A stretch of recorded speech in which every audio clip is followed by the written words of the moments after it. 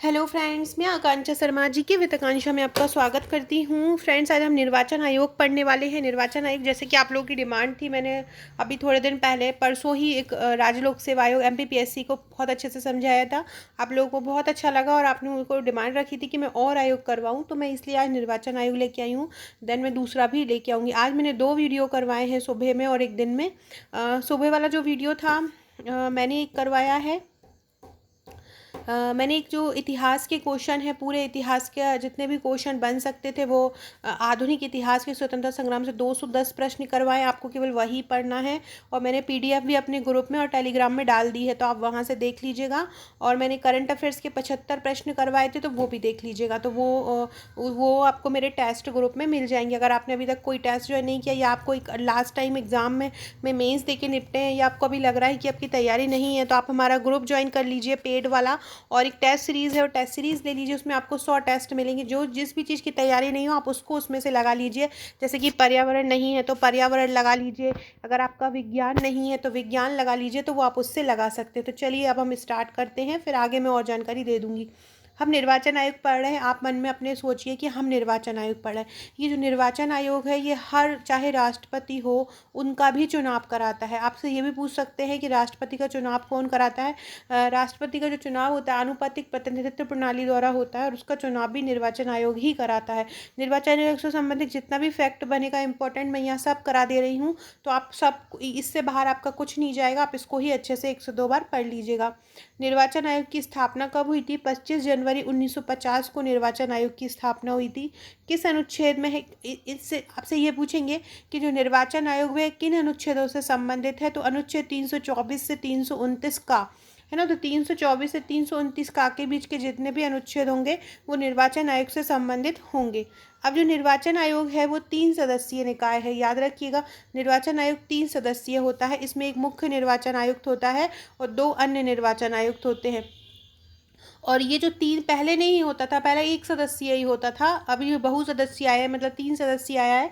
ये 1988 से आया है, ये भी याद रखिएगा। ये पूछ सकते हैं आपसे कि 3 सदस्यीय जो निकाय आया है निर्वाचन आयोग, वो कब से शुरू हुआ है, कब से 3 सदस्य होने लगे हैं। और इस प्रकार से कोई क्वेश्चन आता है तो आप उस पर 1988 टिक कीजिएगा। 1988 से ये आया है कि 3 सदस्य होंगे, जिनमें एक मुख्य होगा और 2 अन्य होंगे।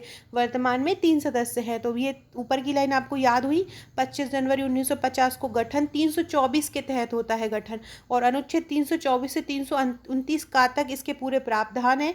एक मुख्य निर्वाचन आयुक्त होता है, 2 अन्य होते हैं। तो 3 इस प्रकार से होते हैं। ऐसा ही राज्य में होता है, एक मुख्य होता है, 2 अन्य होते हैं। इनकी नियुक्ति किसके द्वारा होती है? इनकी नियुक्ति जो होती है वो राष्ट्रपति द्वारा होती है। कार्यकाल क्या होता है? 6 वर्ष या 65 वर्ष होता है। दोनों का ही 6 वर्ष या 65 वर्ष होता है, चाहे मुख्य निर्वाचन आयुक्त हो, चाहे अन्य निर्वाचन आयुक्त हो। दोनों का ही जो कार्यकाल होता है वो 6 वर्ष या 65 वर्ष होता है। इनकी पदच्युत, मतलब इनको कैसे पदच्युत कर सकते हैं? तो महाभियोग द्वारा कर सकते हैं। जिस प्रकार से राष्ट्रपति द्वारा इनको पदच्युत किया जा सकता है, जिस प्रकार से सर्वोच्च न्यायालय के न्यायाधीश को किया जाता है। तो सर्वोच्च न्यायालय के न्यायाधीश की तरह इनको पदच्युत किया जा सकता है। किसके तहत? सर्वोच्च न्यायालय के न्यायाधीश की तरह। प्रथम अध्यक्ष कौन थे इसके? तो इसके प्रथम अध्यक्ष कौन थे? इसके प्रथम अध्यक्ष हैं सुकुमार सेन। प्रथम अध्यक्ष कौन है इसके? प्रथम अध्यक्ष हैं सुकुमार सेन। प्रथम महिला चुनाव आयुक्त तो कौन है? या इसको ये भी बोल सकते हैं, पहले क्या होता था? तो अध्यक्ष होते थे, इसलिए यहाँ पे अध्यक्ष लिखा है। यहाँ पे अब आपसे पूछ सकते हैं पहले चुनाव आयुक्त कौन थे? तो सुकुमार सेन थे। प्रथम महिला चुनाव आयुक्त कौन थी? वीएस रमा देवी थी। कौन सी थी? वीएस रमा देवी थी। और वर्तमान मुख्य चुनाव आयुक्त कौन है? सुनील अरोड़ा है। तो ये तीनों फैक्ट याद रखिएगा। पहले कौन है? सुकुमार सेन। महिला पहली कौन है? पहली महिला चुनाव आयुक्त कौन है? वीएस रमा देवी हैं। और वर्तमान में मुख्य चुनाव आयुक्त कौन है? सुनील अरोड़ा। तो ये वाला पेज क्या आपको अच्छे से याद हो गया? एक बार देख लीजिए। अनुच्छेद 324 से 329 का तक प्रावधान है। 25 जनवरी 1950 को गठन हुआ था। आपसे पूछे निर्वाचन आयोग का गठन किस अनुच्छेद में होता है? 324 में। किस अनुच्छेदों के तहत इसमें प्रावधान है? तो 324 से 329 का के तहत एक मुख्य निर्वाचन आयुक्त, 2 अन्य होते हैं। नियुक्ति राष्ट्रपति द्वारा। कार्यकाल 6 वर्ष या 65 वर्ष। पदच्युत होते हैं राष्ट्रपति द्वारा सर्वोच्च न्यायालय के न्यायाधीश की तरह। प्रथम अध्यक्ष सुकुमार सेन। प्रथम महिला चुनाव आयुक्त बीएस रमा देवी। वर्तमान मुख्य चुनाव आयुक्त सुनील अरोड़ा। फ्रेंड्स, बहुत सारे लोगों का मेरे पास मैसेज आए थे।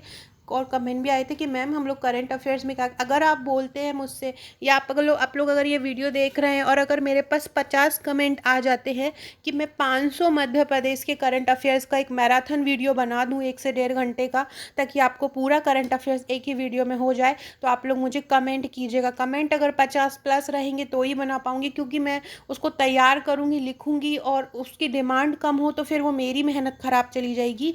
तो अगर 50+ लोग मुझे बोलते हैं कि मैम आप करंट के 500 प्रश्नों का वीडियो बनो जिसमें पूरा मध्य प्रदेश का करंट, कोई बाहर नहीं जाएगा, इंक्लूडिंग बजट से भी संबंधित जो मध्य प्रदेश के क्वेश्चन रहेंगे वो भी मैं करा दूंगी। तो अगर आप चाहें तो आप मुझे कमेंट्स कर सकते हैं।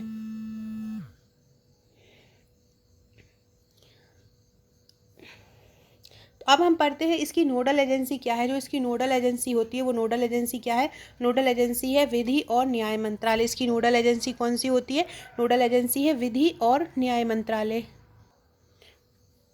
जो निर्वाचन आयोग है उसकी नोडल एजेंसी कौन है? निर्वाचन आयोग की नोडल एजेंसी होगी विधि और न्याय मंत्रालय। निर्वाचन आयोग का वर्णन संविधान के किस भाग में? किसी भी कोई भी आयोग है, कोई भी संस्था, अगर उसका किसी संविधान में वर्णन है तो वो उसका भाग भी होगा और वो संस्था संवैधानिक हो जाएगी, ये भी याद रखिएगा। तो ये एक संवैधानिक संस्था है और किस संविधान के किस भाग में इसका वर्णन है? संविधान के भाग 15 में इसका वर्णन है। अब आपसे पूछें कि मुख्य निर्वाचन आयुक्त और अन्य निर्वाचन आयुक्त की नियुक्ति का प्रावधान किस में है? तो 324 में एक निर्वाचन आयोग होगा और 324(2) के अंतर्गत मुख्य निर्वाचन आयुक्त और अन्य निर्वाचन आयुक्त की नियुक्ति का प्रावधान होगा। अच्छा, जो जो नियुक्ति होती है वो करते तो राष्ट्रपति हैं, लेकिन इसमें सलाह किसकी होती है? प्रधानमंत्री की होती है। ये भी फैक्ट अपने दिमाग में कीजिएगा कि प्रधानमंत्री के परामर्श पर होती है इनकी नियुक्ति राष्ट्रपति द्वारा। सेवा शर्तें और निर्धारण कौन करता है? तो निर्वाचन आयोग की जो सेवा शर्तें रहती हैं वो कौन निर्धारित करता है? राष्ट्रपति निर्धारित करता है। इनके कार्य कौन से होते हैं? तो निर्वाचन क्षेत्रों का परिसीमन करना इनका मेन काम होता है। नामावली तैयार करना, राजनीतिक दलों को मान्यता प्रदान करना, आरक्षित चुनाव चिन्ह देना, निर्वाचन का संचालन करना, चुनाव रद्द करना, आचार संहिता तैयार करना। तो ये इनका मेन काम होता है। क्या क्या? निर्वाचन क्षेत्रों का परिसीमन करना, नामावली तैयार करना, राजनीतिक दलों को मान्यता प्रदान करना, आरक्षित चुनाव चिन्ह देना, निर्वाचन का संचालन करना, चुनाव रद्द करना, आचार संहिता तैयार करना। ये सभी आप अच्छे से कर लीजिएगा, क्योंकि क्या होता है वो आपको 4 ऑप्शन दे देंगे और बोलेंगे इनमें से कौन सा निर्वाचन आयोग का कार्य नहीं है। तो आपको पता होना चाहिए। परिसीमन करता है मतलब जगह डिसाइड करता है, क्षेत्र को बड़ा छोटा कर सकता है। नामावली तैयार करता है, चुनाव की राजनीतिक दलों को मान्यता देता है, उनको चुनाव चिन्ह प्रदान करता है, किस तरीके से चुनाव का संचालन करना है वो ये करता है, चुनाव रद्द कर सकता है, आचार संहिता तैयार करता है। यह एक सही संवैधानिक निकाय है। और अगर आपसे पूछे कि सबसे पहले निर्वाचन आयोग का गठन कहाँ हुआ था? राज्य निर्वाचन आयोग का हमारे प्यारे एमपी में हुआ था।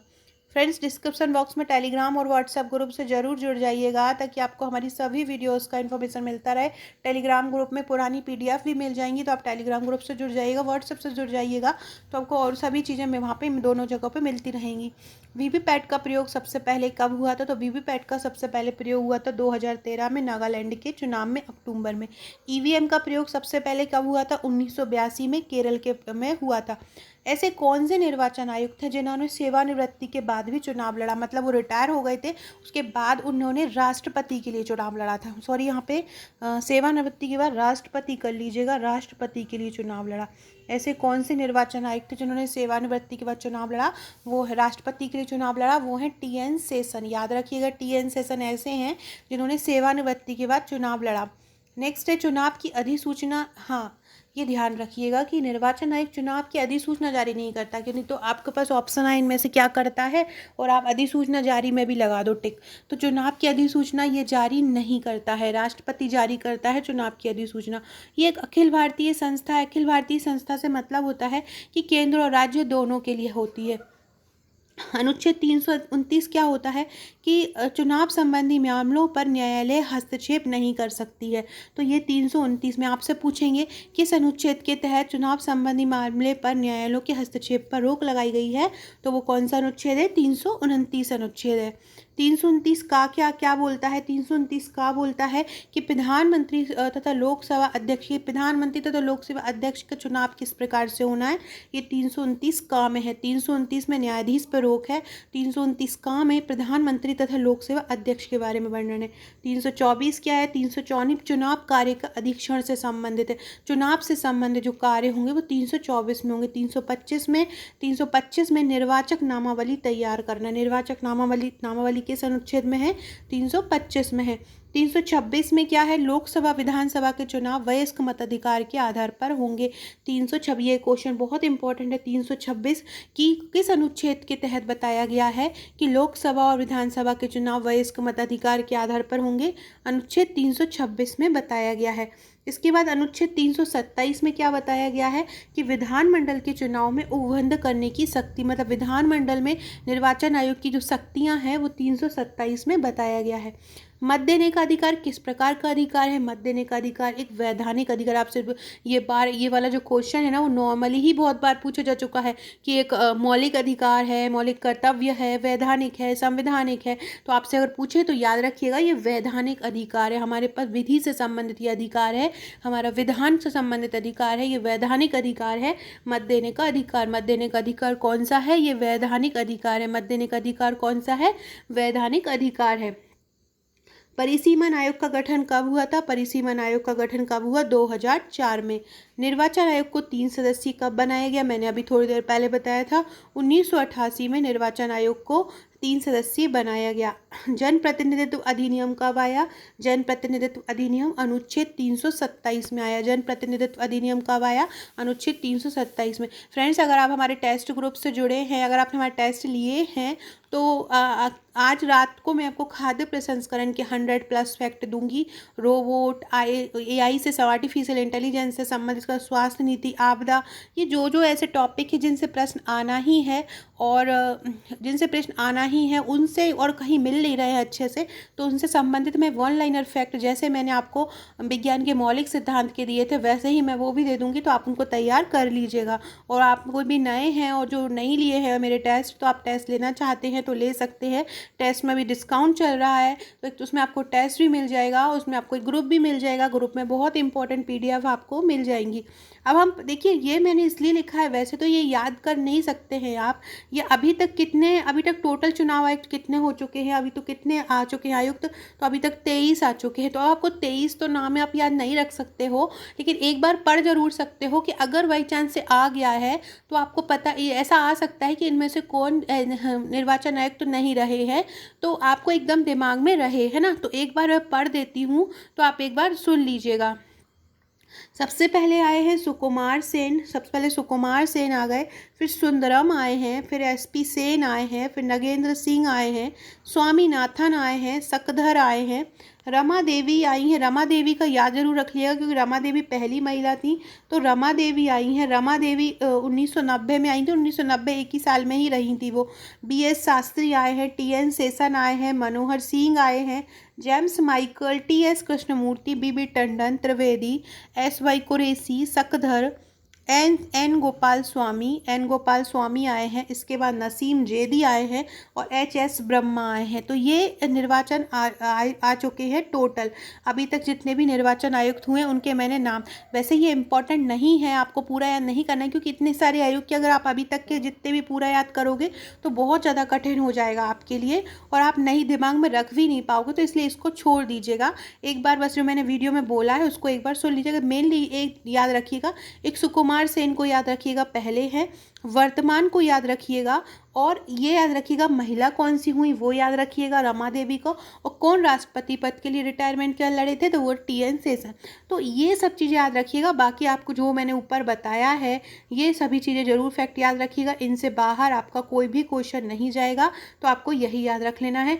अगला जो मैं आयोग है वो आपको राज्य निर्वाचन आयोग और संघ लोक सेवा आयोग कराऊंगी, ये बहुत इंपॉर्टेंट है और याद भी नहीं हो रहा है। और एक और लड़की का मेरे पास मैसेज आया था मानव अधिकार आयोग, तो मानव अधिकार आयोग कराऊंगी।